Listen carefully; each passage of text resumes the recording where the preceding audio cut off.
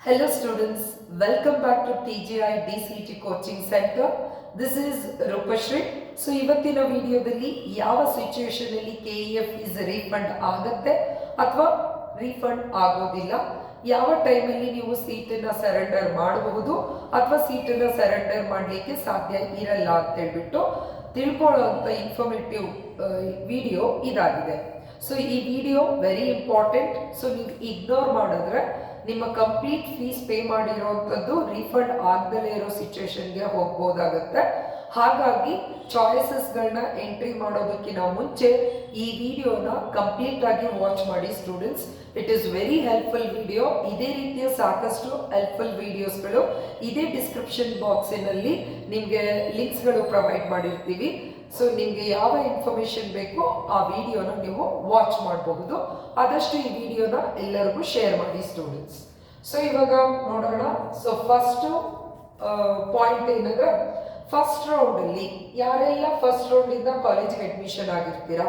So first round ಅಂದ್ರೆ ಕೇವಲ choice 1. So college admission ಆಗ್ತೀರಾ.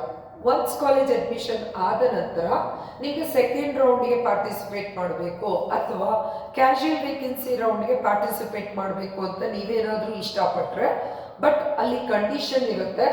ನಿಮಗೆ ಆಪ್ಷನ್ ಎಂಟ್ರಿ ಮಾಡೋದಕ್ಕೆ ಅವಕಾಶ ಇದ್ದರೆ ಮಾತ್ರ ನೀವು ಆ ರೌಂಡನ್ನು ಪಾರ್ಟಿಸಿಪೇಟ್ ಮಾಡೋದ್ರಲ್ಲಿ ಮೀನಿಂಗ್ಫುಲ್ ಇರುತ್ತೆ.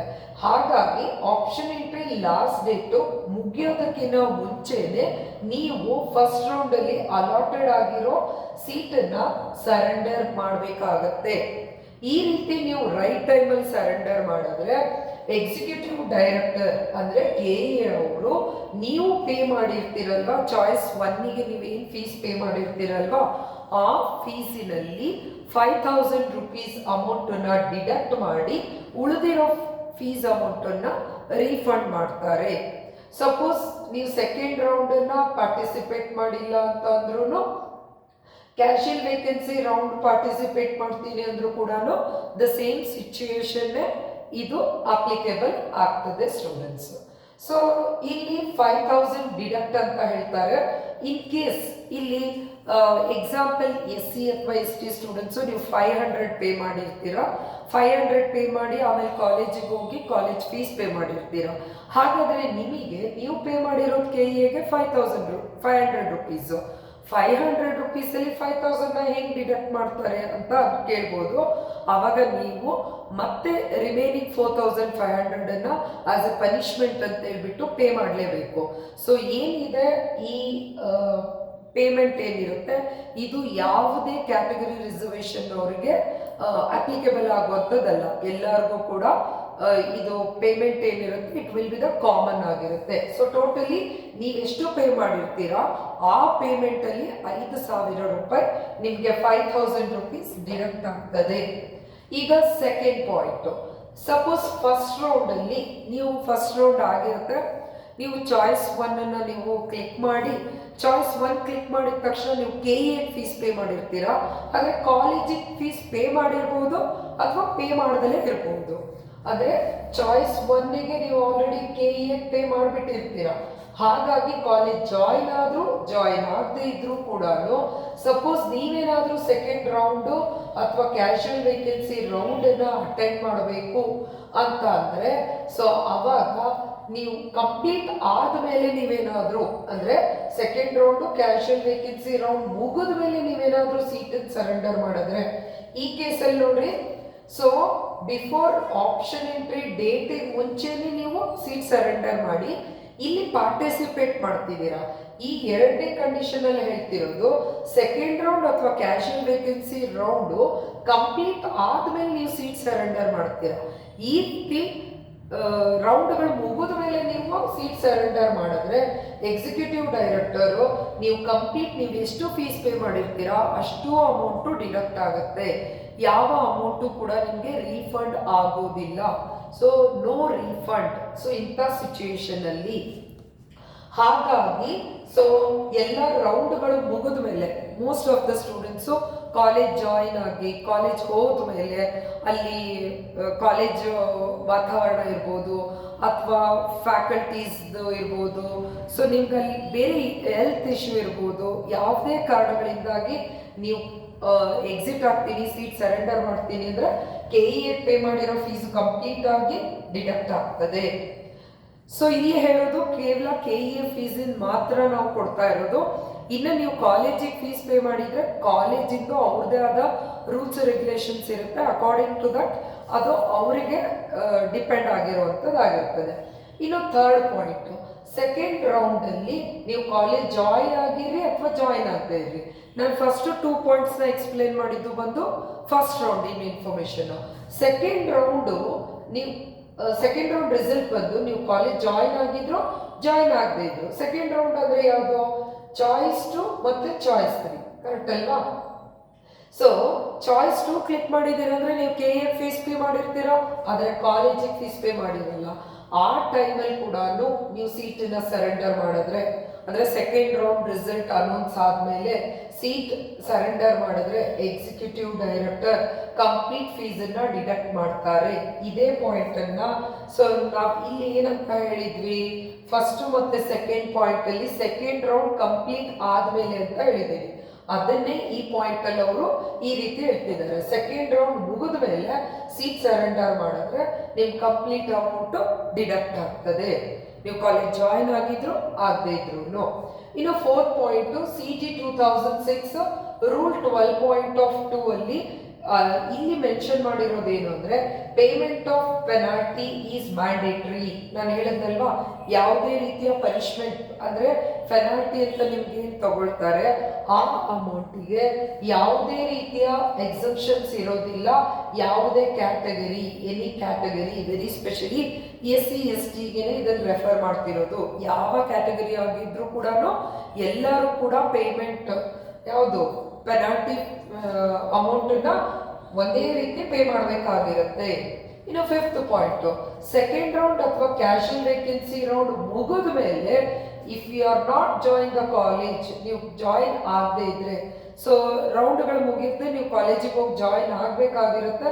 ಇನ್ ಕೇಸ್ ನೀವೇನಾದರೂ KE ಫೀಸ್ ಪೇ ಮಾಡಿದರೆ ಕಾಲೇಜಿಗೆ ಜಾಯಿನ್ ಆಗದೆ ಇದ್ರೆ ನಿಮ್ಮ ಕಂಪ್ಲೀಟ್ ಅಮೌಂಟು ಫೀಸು ಡಿಡಕ್ಟ್ ಆಗ್ತದೆ. ಇನ್ನು ಸಿಕ್ಸ್ತ್ ಪಾಯಿಂಟಲ್ಲಿ ಏನು ಹೇಳ್ತಾರೆ, ನೀವೇನಾದರೂ ಕಾಲೇಜಿಗೆ ಹೋಗ್ಬಿಟ್ಟು ಡ್ಯೂರಿಂಗ್ ದ ಕಾಲೇಜ್ ಅಡ್ಮಿಷನ್ನು ಒರಿಜಿನಲ್ ಅಡ್ಮಿಷನ್ ಆರ್ಡರ್ KEಗೆ ಫೀಸ್ ಪೇ ಮಾಡಿದ್ಮೇಲೆ 1 or 2 hours ವೇಟ್ ಮಾಡಿದ್ರಿ, ನಿಮಗೆ ಅಡ್ಮಿಷನ್ ಆರ್ಡರ್ ಡೌನ್ಲೋಡ್ ಆಗುತ್ತೆ.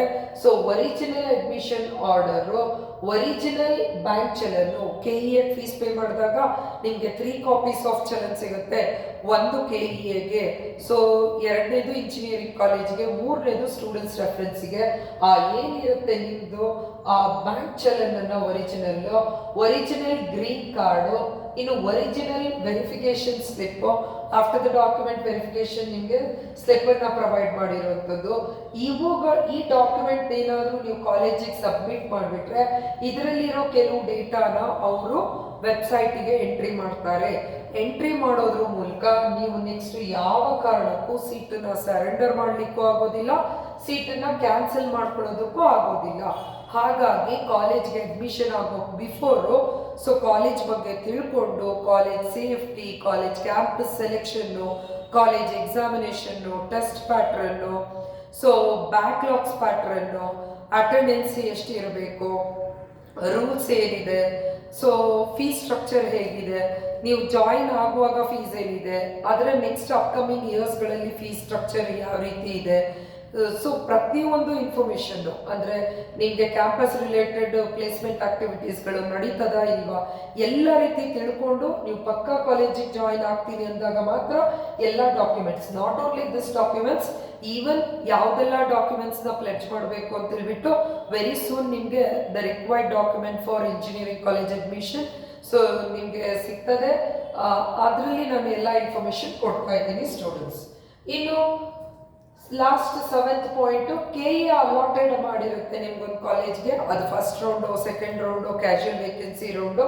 ನೀವು ಕಾಲೇಜ್ಗೆ ಅಡ್ಮಿಷನ್ ಆಗ್ತೀರಾ, ಅಡ್ಮಿಷನ್ ಆಗಿ 1 or 2 days, 1 week, 1 month ಆದಮೇಲೆ ನೀವು ಕಾಲೇಜ್ನ ಏನಾದರೂ ಡಿಸ್ಕಂಟಿನ್ಯೂ ಮಾಡಿದ್ರೆ, ಓಕೆ, ಸ್ವಲ್ಪ ಜನ ಸ್ಟೂಡೆಂಟ್ಸು ಕೆಲವರು ಡಿಸ್ಕಂಟಿನ್ಯೂ ಮಾಡಬೇಕು ಅನ್ನೋ ಫೀಲ್ ಬರುತ್ತೆ.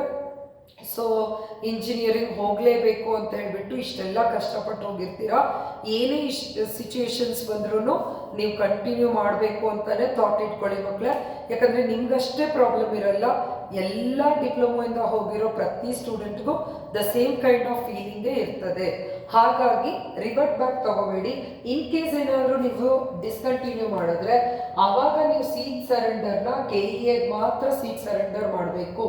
KEAಗೆ ಸೀಟ್ ಸರೆಂಡರ್ ಮಾಡಿದ್ರೆ ಅವಾಗ ನಿಮಗೆ ಗೌರ್ಮೆಂಟ್ ಕೋಟಾ ಸೀಟ್ಸಿಗೆ ನೀವು ಬಿಟ್ಟು ಕೊಟ್ಟಂಥ ಸೀಟ್ಸು ಎನಿವೇಸ್ ನಿಮಗೆ ಯಾವುದೇ ರೀತಿಯ ಅಮೌಂಟ್ ರೀಫಂಡ್ ಆಗಲ್ಲ. ಆದರೆ ಆ ಸೀಟನ್ನು ನೀವು KEAಗೆ ಅಂದರೆ ನೀವು ಯಾವ ಸಿಚುವೇಶನಲ್ಲಿ ನೀವು ಸರೆಂಡರ್ ಮಾಡ್ತೀರಾ ಅನ್ನೋದ್ರ ಮೇಲೆ ಡಿಪೆಂಡ್ ಇರುತ್ತೆ. ಸೊ ಸೀಟನ್ನು ಸರೆಂಡರ್ ಮಾಡಿದ್ರೆ ಆವಾಗ ಅದನ್ನು ಸೀಟ್ ಮೆಟ್ರಿಕ್ಸ್ ಅಲ್ಲಿ ಅವರು ವಿಸಿಬಿಲಿಟಿ ಕೊಟ್ಬಿಟ್ಟು through government quota seats accessibility ಮತ್ತು ಅವೈಲಬಿಲಿಟಿ ಅಂದರೆ ಸೀಟ್ ಮೆಟ್ರಿಕ್ಸ್ ಅಲ್ಲಿ ವಿಸಿಬಿಲಿಟಿ ಕಾಣೋದಕ್ಕೆ ಸಾಧ್ಯ ಆಗುತ್ತೆ. ಸೊ ವಿಸಿಬಿಲಿಟಿ ಕಂಡ್ರೆ ಸೊ ಮೆರಿಟ್ ಸ್ಟೂಡೆಂಟ್ಸು ಆ ಕಾಲೇಜ್ಗಳನ್ನ ಸೀಟ್ಗಳನ್ನ ಸ್ಟೂಡೆಂಟ್ಸು ಯೂಸ್ ಮಾಡೋದಕ್ಕೆ ಹೆಲ್ಪ್ಫುಲ್ ಆಗುತ್ತೆ. ಇನ್ ಕೇಸ್ ನೀವು ಡಿಸ್ಕಂಟಿನ್ಯೂ ಮಾಡಿ ನೀವು ಸೀಟ್ ಸರೆಂಡರ್ ಮಾಡಿರೋ ಇನ್ಫಾರ್ಮೇಶನ್ ಕೊಟ್ಟಿಲ್ಲ ಅಂದು ನೀವು ಮತ್ತೆ ಏನಾದರೂ ಫ್ಯೂಚರಲ್ಲಿ ನೀವು ಮತ್ತೆ KEA ಒಳಗಡೆ ಲಾಗಿನ್ ಆದಾಗ ಈಗೆಲ್ಲದು ಡಿಜಿಟಲೈಸ್ ಆಗಿರೋದ್ರಿಂದ ನಿಮ್ಮ ಡೇಟಾಬೇಸು ಎಂಟ್ರಿ ಆಗಿರುತ್ತೆ. ಸೊ ಆವಾಗ ಇನ್ ಕೇಸ್ ಏನಾದರೂ ಫೈಂಡ್ ಔಟ್ ಆಯಿತು ಅಂದರೆ ಸೊ ಮತ್ತೆ KEA ಇಶ್ಯೂಸ್ಗಳು ಕ್ರಿಯೇಟ್ ಆಗ್ಬೋದು. ಹಾಗಾಗಿ ಸೀಟ್ ಸರೆಂಡರ್ ಮಾಡೋದಿದ್ರೆ KEAಗೆ ಸೀಟನ್ನು ಸರೆಂಡರ್ ಮಾಡಿ ಸ್ಟೂಡೆಂಟ್ಸ್. ಇನ್ನು ಸಾಕಷ್ಟು DCT ರಿಲೇಟೆಡ್ ವ್ಯಾಲ್ಯೂಯಬಲ್ ಇನ್ಫಾರ್ಮೇಷನ್ಸ್ಗಳು ಈ ಚಾನಲಲ್ಲಿ ರಿಲೀಸ್ ಆಗ್ತಾ ಇದೆ, ಈಗಾಗಲೇ ಆಗಿದ್ದಾವೆ. ಅವುಗಳನ್ನ ನಮ್ಮ ಯೂಟ್ಯೂಬ್ ಡಿಸ್ಕ್ರಿಪ್ಷನ್ ಬಾಕ್ಸ್ನಲ್ಲಿ ಅವೈಲೇಬಲ್ ಇದೆ. Students, interested students please watch it and ಈ ವಿಡಿಯೋನ ಆದಷ್ಟು ಎಲ್ಲರಿಗೂ ಶೇರ್ ಮಾಡಿ. ಸೊ ಇನ್ನು ನಮ್ಮ ಟೆಕ್ನೋಗಿಕ್ಸ್ ಇನೋವೇಷನ್ಸ್ನಲ್ಲಿ ದ ಸ್ಟೇಟಿಗೆ ಫಸ್ಟ್ ರ್ಯಾಂಕ್ ಇರುವಂಥ ಮೊಹಮ್ಮದ್ ಸೈಫ್ ಅಲಿ ಶೇಖ್ ಇದ್ದಾರೆ. ವಿತ್ ದ ರ್ಯಾಂಕಿಂಗ್ ಸ್ಟ್ಯಾಟಿಸ್ಟಿಕ್ಸು ಈ ಥರ ಇದೆ. ಇದು ಆ್ಯಕ್ಚುಲಿ ಲಾಸ್ಟ್ ಇಯರ್ ಸ್ಟ್ಯಾಟಿಸ್ಟಿಕ್ಸು. ಈ ವರ್ಷದ ಸ್ಟ್ಯಾಟಿಸ್ಟಿಕ್ಸ್ನ ವೆರಿ ಸೂನ್ ನಾನು ನಿಮಗೆ ರಿಲೀಸ್ ಮಾಡ್ತಾ ಇದ್ದೀನಿ. ಇನ್ನು ಜೊತೆಗೆ KPTCL END ಸಿವಿಲ್ಗೆ ನಾವು ಈಗಾಗಲೇ JEE ಕೋಚಿಂಗ್ನ ಪ್ರೊವೈಡ್ ಮಾಡಿದ್ವಿ. ಅಲ್ಲೂ ಕೂಡ ಈಗಾಗಲೇ ಸ್ಟೂಡೆಂಟ್ಸ್ ಸೆಲೆಕ್ಷನ್ ಆಗಿಬಿಟ್ಟು ಜೂನಿಯರ್ ಇಂಜಿನಿಯರ್ಸ್ ಆಗಿ ವರ್ಕ್ ಮಾಡ್ತಾ ಇದ್ದಾರೆ. ಇನ್ನು ನಮ್ಮ ಕೋಚಿಂಗಲ್ಲಿ ಜಾಯಿನ್ ಆಗೋ ಇಂಟ್ರೆಸ್ಟ್ ಇದೆ, ಇಲ್ಲಿ ಮೆನ್ಷನ್ ಮಾಡಿರೋಂಥ ನಂಬರ್ಸ್ಗಳಿಗೆ ಕಾಲ್ ಮಾಡೋದ್ರ ಮೂಲಕ ನೀವು ಅಡ್ಮಿಷನ್ ತಗೋಬಹುದು. ಇನ್ನು ಜೊತೆಗೆ ಏನು ಅಂದರೆ ಸೊ ನಮ್ಮಲ್ಲಿ ಆನ್ಲೈನ್ ಆಫ್ಲೈನ್ ಕೋಚಿಂಗ್ಸ್ಗಳು ಅವೈಲೇಬಲ್ ಇದೆ. ಇನ್ನು ಸ್ಮಾರ್ಟ್ ಬೋರ್ಡ್ನ ಯೂಸ್ ಮಾಡಿ ನಾವು ಕ್ಲಾಸಸ್ನ ಮಾಡ್ತಿದ್ದೀವಿ. 5 ಸಬ್ಜೆಕ್ಟ್ ಇರುವಂಥ ಟೆಕ್ಸ್ಟ್ ಬುಕ್ಸು ಅವೈಲೇಬಲ್ ಇದೆ. All faculties are highly experience and dedicative ಫ್ಯಾಕಲ್ಟೀಸ್ಗಳು ಕ್ಲಾಸಸ್ನ ತಗೊಳ್ತಿದ್ದಾರೆ. 100% syllabus completion with 100% quality of coaching. This is Rupashree from TGI DCT coaching centre. Thank you for watching this video.